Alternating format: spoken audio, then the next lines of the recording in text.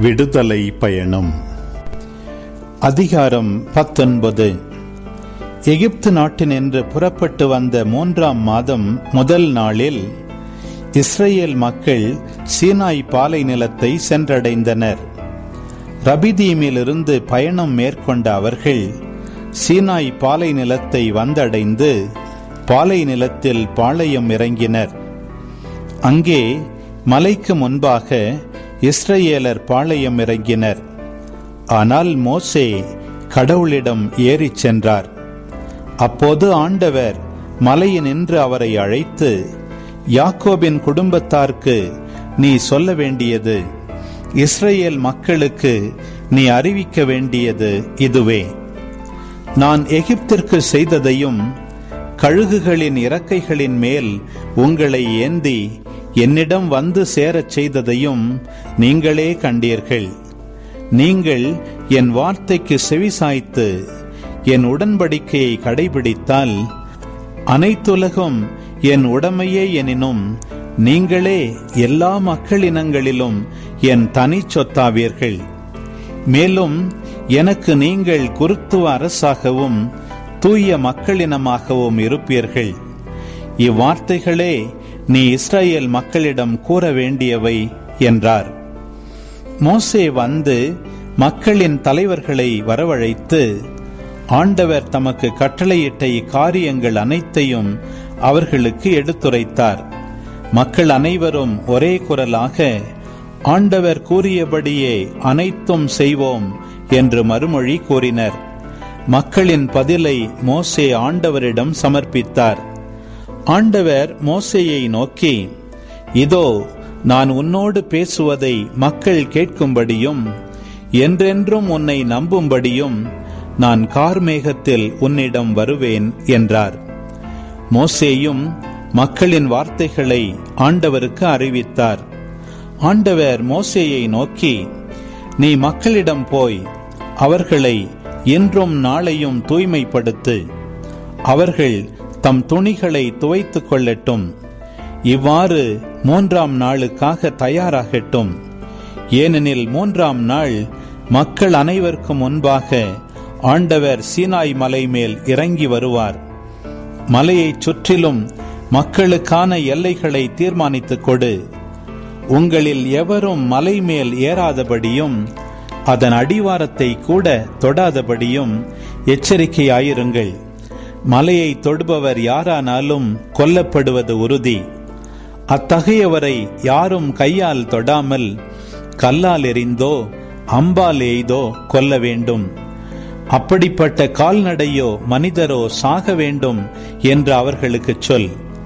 எக்காலம் முழங்குகையில் குறிப்பிட்டவர்கள் மலை மேல் ஏறி வரட்டும் என்றார். மோசே மலையை விட்டு இறங்கி மக்களிடம் சென்றார். மக்களை தூய்மைப்படுத்தினார். அவர்களும் தம் துணிகளை துவைத்துக் கொண்டார்கள். அவர் மக்களை நோக்கி, 3ஆம் நாளுக்காக தயாராக இருங்கள், மனைவியோடு கூடாதிருங்கள் என்றார். 3ஆம் நாள் பொழுது புலரும் நேரத்தில் பேரிடி முழங்கியது, மின்னல் வெட்டியது. மலைமேல் மாபெரும் கார்மேகம் வந்து கவிழ்ந்தது. எக்கால பேரொலி எழுந்தது. இதனால் பாளையத்தில் இருந்த அனைவரும் நடுநடுங்கினர். கடவுளை சந்திப்பதற்காக மோசே மக்களை பாளையத்திலிருந்து வெளிவரச் செய்தார். அவர்களும் மலையடிவாரத்தில் வந்து நின்றார்கள். சீனாய் மலை முழுவதும் புகைந்து கொண்டிருந்தது. ஏனெனில் ஆண்டவர் அதன் மீது நெருப்பில் இறங்கி வந்தார். அதன் புகை தீச்சூளையிலிருந்து எழும் புகை போல் தோன்றியது. மலை முழுவதும் மிகவும் அதிர்ந்தது.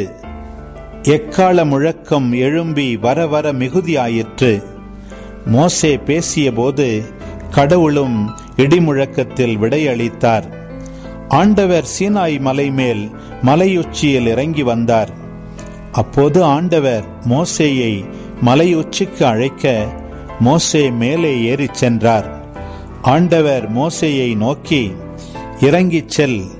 மக்கள் ஆண்டவரை பார்க்க விரும்பி எல்லை மீறி வராதபடியும் அவ்வாறு வந்து பலர் சாகாதபடியும் அவர்களை எச்சரிக்கை செய்.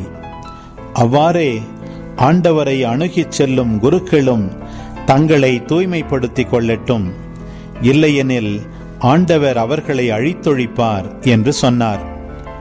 மோசே ஆண்டவரிடம், சீனாய் மலை மேல் மக்கள் ஏறி வர மாட்டார்கள், ஏனெனில் மலைக்கு எல்லை அமைத்து அதை புனிதப்படுத்து என்று கூறி நீர் எங்களை எச்சரித்துள்ளீர் என்றார். ஆண்டவர் அவரை நோக்கி, நீ கீழே இறங்கிச் சென்று ஆரோனுடன் மேலேறி வா. குருக்களும் மக்களும் ஆண்டவரிடம் வருவதற்காக எல்லை மீற வேண்டாம், இல்லையெனில் ஆண்டவர் அவர்களை அழித்தொழிப்பார் என்றார். மோசே கீழே இறங்கி மக்களிடம் இது பற்றி கூறினார்.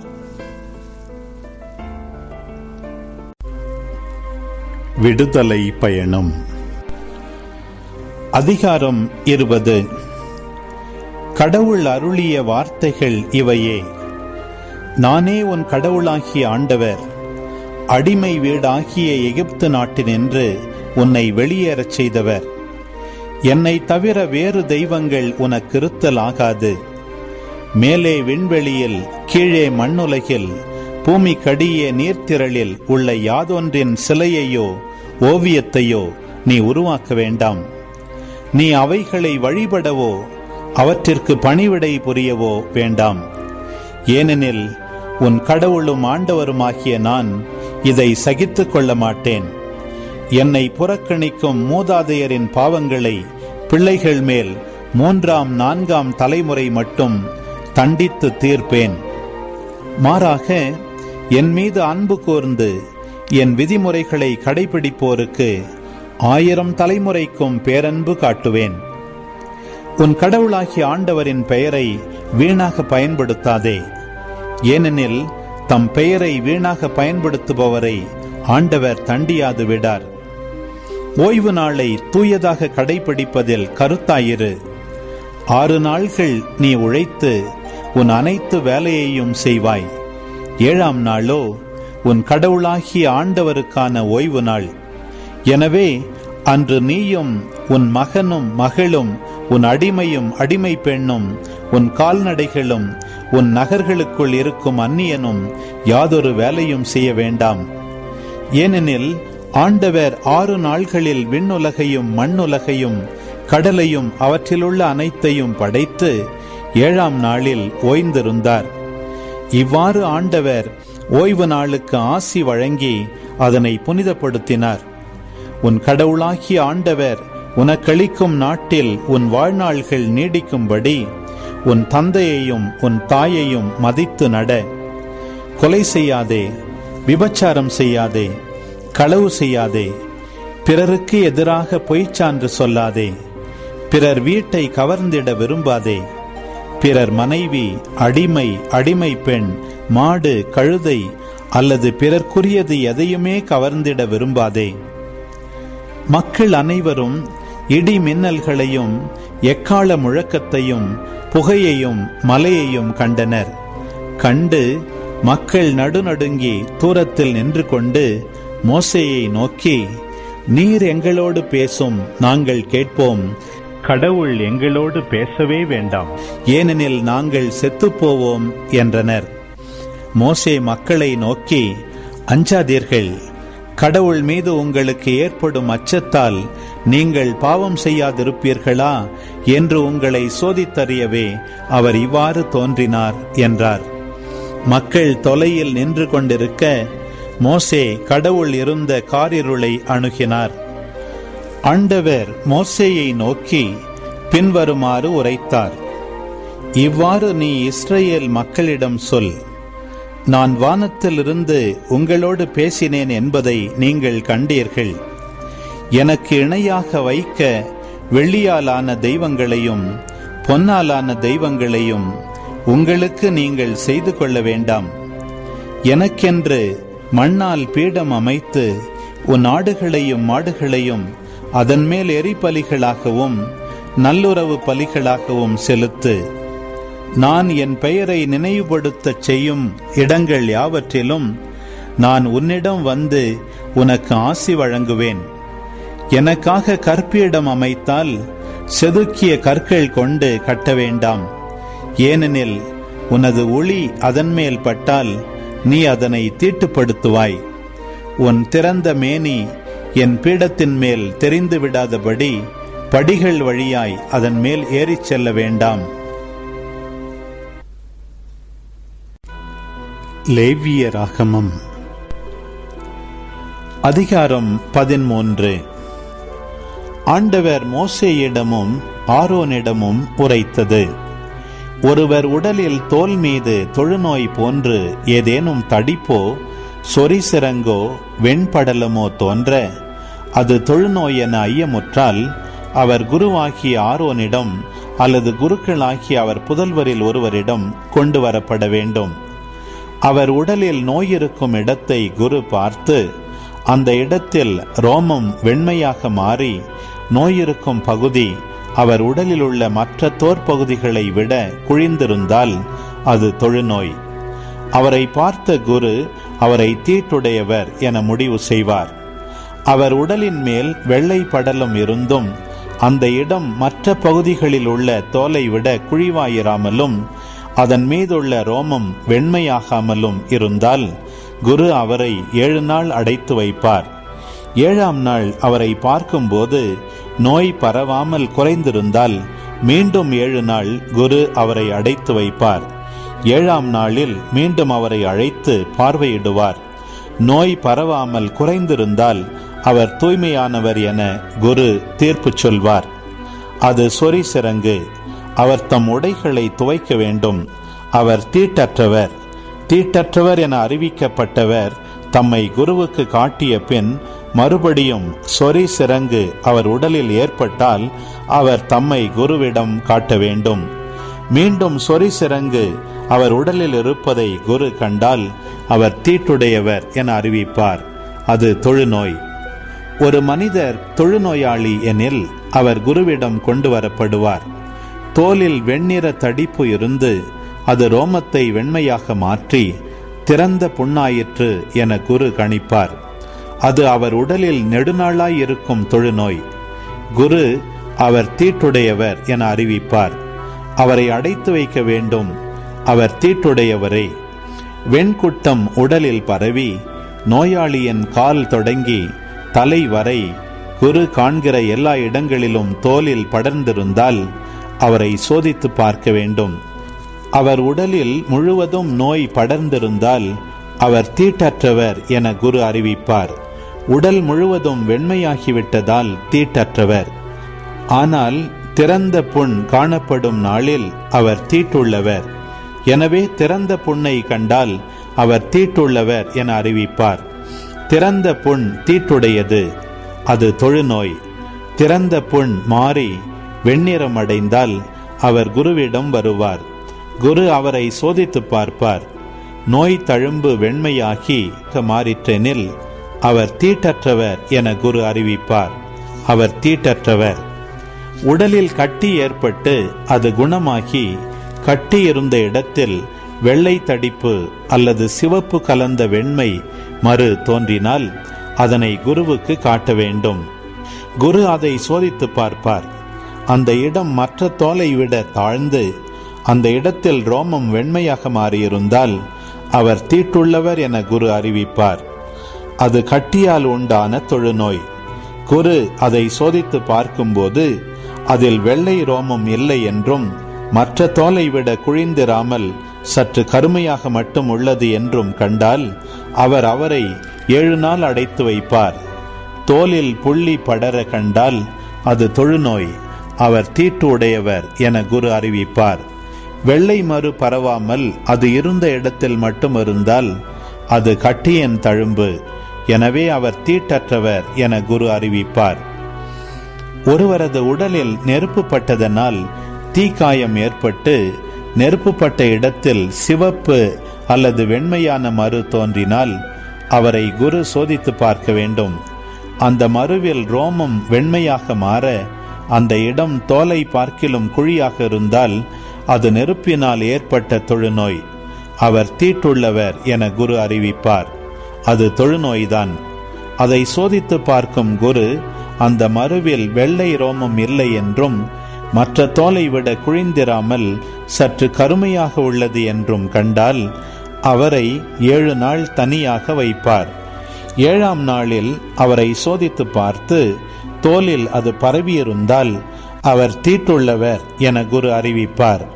அது தொழுநோய். மறு தோலில் பரவாமல் அவ்விடத்திலேயே சற்று கருமையாக இருந்தால் அது நெருப்பினால் ஏற்பட்ட தடிப்பு. அவர் தீட்டற்றவர் என குரு அறிவிப்பார். அது நெருப்பால் ஏற்பட்ட வடு.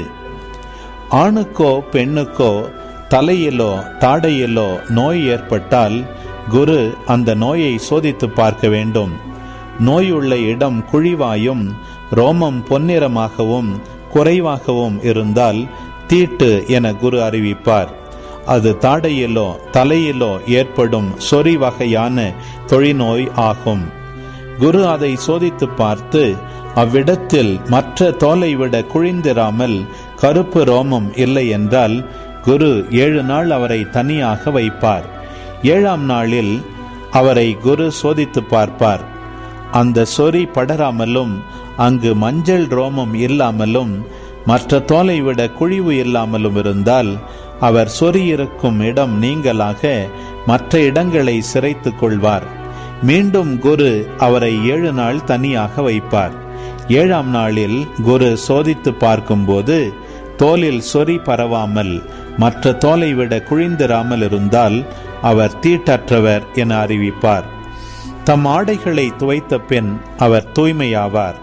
தூய்மையானவராக அறிவிக்கப்பட்ட பின் உடலில் சொறி படர்ந்தால் குரு அவரை சோதித்து பார்ப்பார். தோலில் சொறி பரவியிருந்தால் ரோமம் மஞ்சள் நிறமா என குரு பார்க்க தேவையில்லை. அவர் தீட்டுள்ளவர். சொறி குறைந்து அந்த இடத்தில் கருப்பு ரோமம் முளைத்ததெனில் சொறி குணமாயிற்று. அவர் தீட்டற்றவராயிருக்கிறார். அவர் தீட்டற்றவர் என குரு அறிவிப்பார். ஓர் ஆண் அல்லது பெண்ணின் உடலில் வெள்ளை புள்ளிகள் காணப்பட்டால் குரு சோதித்து பார்ப்பார். அவர்கள் மேல் தோலில் மங்கின வெண்ணிறத்தில் இருந்தால் அது தோலில் தோன்றுகிற வெள்ளை தேமல். அவர் தூய்மையானவர்.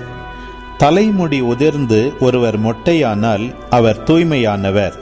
முன்புற தலைமுடி உதிர்ந்து அரை மொட்டையானால் அவரும் தூய்மையானவர். மொட்டை தலையில் செந்நிறம் கலந்த வெண்மையான புண் உண்டானால் அது தொழுநோயின் தொடக்கம். குரு அவரை சோதித்து பார்ப்பார். அவரது மொட்டை தலையிலோ அரை மொட்டை தலையிலோ உடலின் தோலில் தோன்றும் தொழுநோய் போன்ற செந்நிறம் கலந்த வெண்மையான தடிப்பு இருந்தால் அவர் தொழுநோயாளி.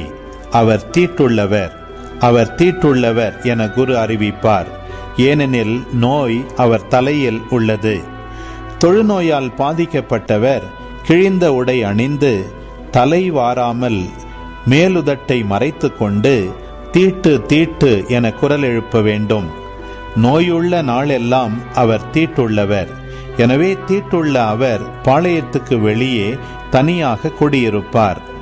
ஆட்டு ரோமம் அல்லது பஞ்சு நூலால் செய்யப்பட்ட உடையில் அல்லது பஞ்சு நூலும் ஆட்டு ரோமமும் சேர்ந்து நெய்யும் பாவில் அல்லது ஊடு நூலில் அல்லது தோலாடையில் அல்லது தோலால் செய்யப்பட்ட எதிலும் தொழுநோயின் அடையாளம் தோன்றி உடையிலோ தோலாடையிலோ பாவிலோ ஊடு நூலிலோ தோல் அல்லது தோலினால் செய்யப்பட்ட எதிலாவது நோய் பச்சை அல்லது சிவப்பு நிறமாக காணப்பட்டால் அது தொழுநோய். குருவுக்கு அதை காட்ட வேண்டும். குரு அந்த நோயை சோதித்து பார்த்து நோய் தீண்டியவற்றை 7 நாள் தனியாக வைத்து 7ஆம் நாளில் அதை கவனிக்க வேண்டும். உடையிலோ பாவிலோ ஊடு நூலிலோ தோலாடையிலோ தோலால் செய்யப்பட்ட எதிலோ இருந்தால் அது வளரும் தொழுநோய். அது தீட்டானது. அந்த நோயுள்ள ஆட்டு ரோமத்தாலோ பஞ்சு நூலாலோ ஆன உடையையும் பாவையும் ஊடு நூலையும் தோலாடையையும் தோலால் செய்யப்பட்ட எதையும் சுட்டெரிக்க வேண்டும். ஏனெனில் அது வளரும் தொழுநோய். அது நெருப்பில் சுட்டெரிக்கப்பட வேண்டும். உடையிலோ பாவிலோ நூலிலோ தோலால் செய்யப்பட்ட எதிலோ அந்த நோய் பரவவில்லை என குரு கண்டால் குரு நோய் தீண்டியதை கழுவச் சொல்லி 2ஆம் முறையும் 7 நாள் தனியாக வைப்பார். அது கழுவப்பட்ட பின் அதை சோதித்து பார்ப்பார். நோய் தீண்டிய பகுதி நோய் பரவாதிருக்கும் நிறம் மாறாதிருந்தால் அது தீட்டானது. அது உட்புறம் இருந்தாலும் வெளிப்புறம் இருந்தாலும் அதை நீ நெருப்பில் சுட்டெரிக்க வேண்டும். கழுவப்பட்ட பின் நோய் குறைந்துவிட்டது என குரு கண்டால் அந்த பகுதியை உடையிலிருந்து, தோலாடையிலிருந்து அல்லது பாவு அல்லது ஊடு நூலிலிருந்து கிழித்தெறிந்து விட வேண்டும். ஆடையிலோ பாவிலோ ஊடு நூலிலோ தோலால் செய்யப்பட்ட எதிலோ நோய் மீண்டும் காணப்படுமாயின் அது பரவும். எனவே நோய் தீண்டியதை நெருப்பில் எரிக்க வேண்டும். ஆடையோ பாவோ ஊடு நூலோ தோலால் செய்யப்பட்ட எதுவோ கழுவிய பின் அந்த நோய் நீங்கி போகும். 2ஆம் முறை கழுவிய பின் அது தூய்மையானது ஆகும். ஆட்டு ரோம உடை, பஞ்சு நூல் உடை, பாவு ஊடு நூல், தோலால் செய்யப்பட்ட பை ஆகியவற்றுள் எதுவும் தீட்டுடையதா தீட்டற்றதா என அறிவதற்கு தொழுநோய் பற்றிய சட்டம் இதுவே.